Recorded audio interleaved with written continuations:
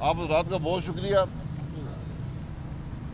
آج جو سب سے جو ملک کے احتساب کا نظام ہے وہ تو آپ کے سامنے ہے. اگر آپ عدالت کے اندر جا کر دیکھیں وہاں پر حالات کیا ہیں تو شاید پاکستان کے عوام کو بھی پتہ لگے. بہرحال آپ کو اجازت نہیں ہے اندر جانے کی. آج ملک کے دارالحکومت میں 2 دن پہلے مشہور صحافی ابصار عالم صاحب کو ایک پارک میں گولی ماری گئی. آج تک کسی کو پتہ نہیں ہے کہ وہ لوگ کون تھے, کیا اس کے پیچھے محرکات ہیں. یہ بڑا واضح طور پہ معلوم ہوتا ہے کہ اب صحافت کو دبانا صرف ٹی وی چینلز کو, میڈیا کو صرف دھمکیوں کی بات نہیں ہے, اب جانی خطرہ بھی ہے. یہ معاملات کسی جمہوری آزاد ملک میں نہیں ہوتے.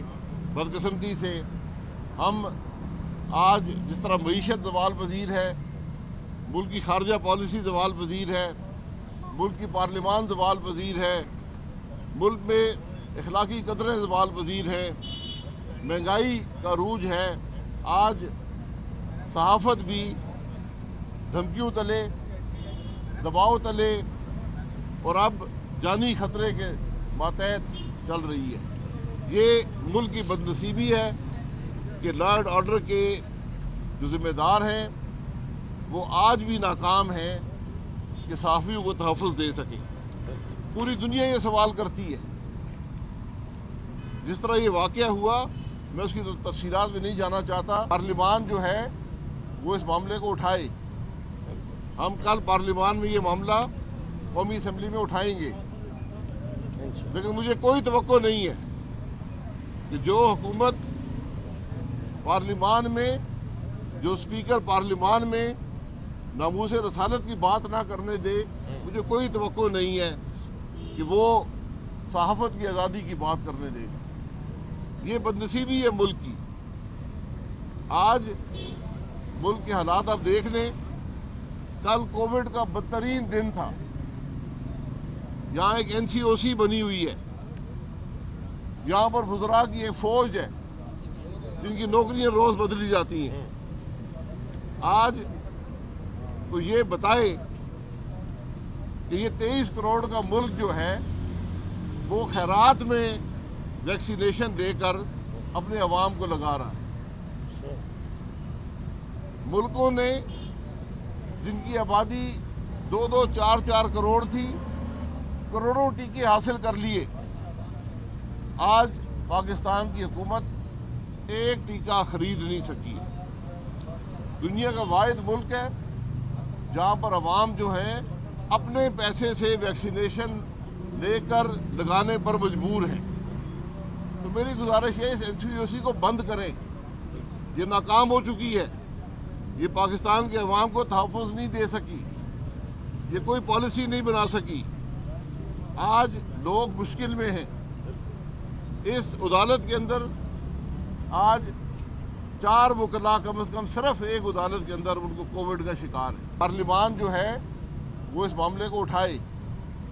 ہم کل پارلیمان میں یہ معاملہ قومی اسمبلی میں اٹھائیں گے, لیکن مجھے کوئی توقع نہیں ہے کہ جو حکومت پارلیمان میں, جو اسپیکر پارلیمان میں ناموس رسالت کی بات نہ کرنے دے, مجھے کوئی توقع نہیں ہے کہ وہ صحافت کی آزادی کی بات کرنے دے. یہ بدنصیبی ہے ملک کی.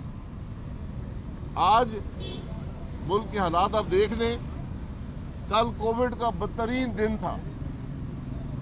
یہاں ایک NCOC بنی ہوئی ہے, یہاں پر وزراء کی ایک فوج ہے جن کی نوکریاں روز بدلی جاتی ہیں. آج تو یہ بتائے کہ یہ 23 کروڑ کا ملک جو ہے وہ خیرات میں ویکسینیشن دے کر اپنے عوام کو لگا رہا ہے. ملکوں نے جن کی آبادی 2-2, 4-4 کروڑ تھی، کروڑوں ٹیکے حاصل کر لیے. آج پاکستان کی حکومت ایک ٹیکہ خرید نہیں سکی ہے. دنیا کا واحد ملک ہے جہاں پر عوام جو ہیں اپنے پیسے سے ویکسینیشن لے کر لگانے پر مجبور ہیں. تو میری گزارش ہے اس NCOC کو بند کریں. یہ ناکام ہو چکی ہے. یہ پاکستان کے عوام کو تحفظ نہیں دے سکی. یہ کوئی پالیسی نہیں بنا سکی. آج لوگ مشکل میں ہیں.